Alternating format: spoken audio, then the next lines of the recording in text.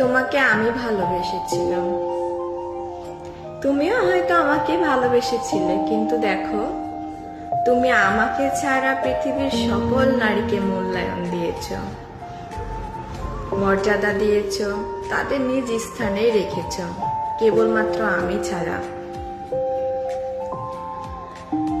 এটাকে আমি আফসোস বা দুঃখ এভাবে নিচ্ছি না, আমি নিজের ব্যর্থতা সহিতই নিচ্ছি, কারণ এটা তো আল্লাহ প্রদত্ত, তাই না? আমার সাথে তো তোমার আর রক্তের সম্পর্ক নাই, যা আছে সেটা আত্মার সম্পর্ক। এই যে তোমার আমার বিচ্ছেদ হয়ে গেলে বা আমি মারা গেলে এই আত্মার সম্পর্কটাও থাকবে না, কিন্তু যাদের সাথে তোমার রক্তের সম্পর্ক তাদের সাথে কখনো তোমার বিচ্ছেদ হবে না, তারা তোমাকে কখনো ছেড়ে যাবে না, তুমি সেটা খুব ভালো করেই জানো।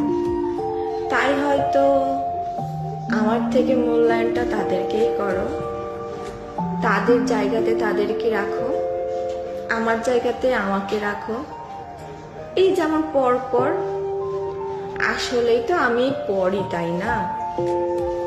কারণ আমাদের রক্তের সম্পর্ক কোনো নাই, আমরা ছোটবেলা থেকে একসাথে বড় হইনি, আমাদের কোনো স্মৃতি নাই।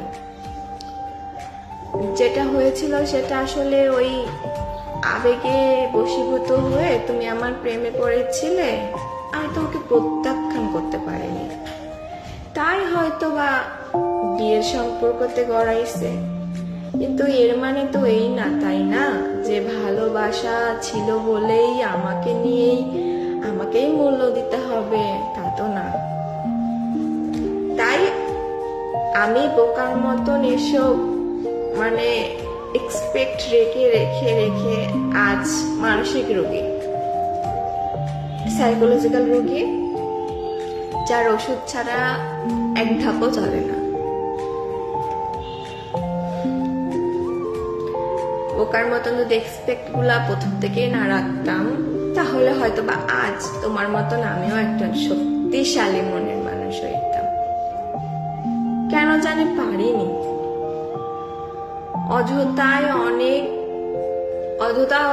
অনেক এক্সপেক্ট রাখছি, অনেক আশা রাখছি, যেটার যোগ্যতা আসলে আমার তো নাই, ঠিক না বলো? আমি পরের মেয়ে, তোমাদের সংসারে 2 দিনের অতিথি, আজ আছি কাল নাই। আমি মরে গেলে আমার জায়গা যে কেউ কখনো পূর্ণ করতে পারবে না তেমনটাও তো না। আজ আমার কিছু হলো, কালকে আমার জায়গায় এসে একজন পূর্ণ করে নেবে, কিন্তু যাদের সাথে তোমার রক্তের সম্পর্ক তাদের জায়গা তো আর কেউ কখনো এসে পূর্ণ করতে পারবে না, তাই না? তাই হয়তো আমি তোমার কখনো আপন হইতে পারিনি, তোমার উপর কোনো অধিকার খাটাইতে পারিনি। আর এই সমাজটাই তো এমন যে বিয়ে করে আনছি, সে আমার খাচ্ছে আমার পড়ছে, তার মানে আমার মতনই চলতে হবে, আমি যেভাবে চালাবো সেভাবেই চলতে হবে। তুমি তো আর সমাজের ব্যতিক্রম কিছু না, তাই তুমিও আমার সাথে তেমনটাই প্রতিফলন করার চেষ্টা করছো। কিন্তু জানো, এখানে তো আমার কোনো দোষ ছিল না, তুমি চাইলেই আমাকে তোমার জীবন থেকে সরাই দিতে পারতে, তাহলে হয়তো বা আমিও একটা সুস্থ জীবন পাইতাম, তুমিও একটা সুস্থ জীবন পাইতাম। একসাথে থাকার পর কেউই তো ভালো নাই, কেউ কোনো দিক দিয়েই ভালো নাই, না আমি আছি না তুমি আছো।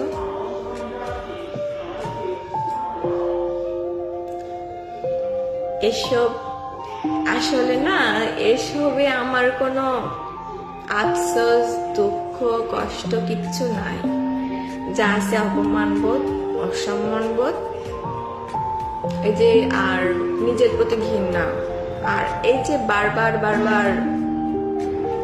হেরে যায়, যে ব্যর্থ হয়ে যায়, এই যে পরাজয়, তাই ব্যর্থতা, মানে এটার একটা মানসিক যন্ত্রণা, এছাড়া কিচ্ছু নেই। খুব শান্ত মস্তিষ্কে ঘুমিয়ে যেতে চাই। আমি সকল কিছু বলে বলে যেতে চাই। আমি মনে করতে চাই না কিছু। আমার কাছে কারো মূল্য নেই। আমি পর। আল্লাহ হয়তোবা ভুল ঠিক বলছিল যে হইল পৃথিবীর সব থেকে দামি সম্পর্ক, মূল্যবান সম্পর্ক হলো স্বামী স্ত্রী। কিন্তু এই 2026 সালে এসে এই সমাজের মধ্যে এটা ভুল, এটা মিথ্যা। স্বামী স্ত্রীর সম্পর্ক ছাড়া সব সম্পর্কের অনেক মর্যাদা, অনেক মূল্য রয়েছে। শুধু স্বামী স্ত্রীর সম্পর্ক বলতে না কোনো মূল্য নেই। মেনে নিয়েছি, মানতে শিখে গেছি, ভালো আছে। শুধু আমার কষ্টটা আমি নিজেকে সামলাইতে চাই। তোমাদের কথাগুলোতে যখন আমার কান্নাটা গলাতে বসে যায়, চেপে যায়, যখন আমি কান্নাটা চোখ দিয়ে বের হতে পারে না, গলাতে আটকে যায়, সে কাটাটা না বুক এবং গলাতে দুইটাতেই অনেক খোঁচা মারে। মনে হয় চোখ দিয়ে যদি অঝরে পানি পড়তো তাহলে তো হয়তো বা গলার আটকে যাওয়া কান্নাটা, কষ্টটা কমে যাইত। ভালো আছে, অনেক ভালো আছে। তোমার সাথে দেখা না হইলে আমি হয়তোবা পৃথিবী সম্পর্কে, রক্ত সম্পর্কে এত কিছু জানতামই না। যদি জানতাম তাহলে হয়তোবা নিজের মা বাবাকে ফেলে, নিজের রক্তের সবাইকে ফেলে তোমার হাত ধরতাম না, সত্যিই ধরতাম না। তুমি যেমন তোমার রক্তের সম্পর্কের হাতটা ধরে তুমি আমাকে ছেড়ে দিবে যে কোনো সময়ে, যে মানে কোনো কারণ ছাড়াই। আমি তো পারি নাই। আমি যখন আমার রক্তের সম্পর্কের মূল্য দিতে পারিনি, তুমি কেন আমার মূল্য দিবে, তাই না? যা হচ্ছে আমার সাথে বেশ হচ্ছে, প্রাপ্য আমি এটার।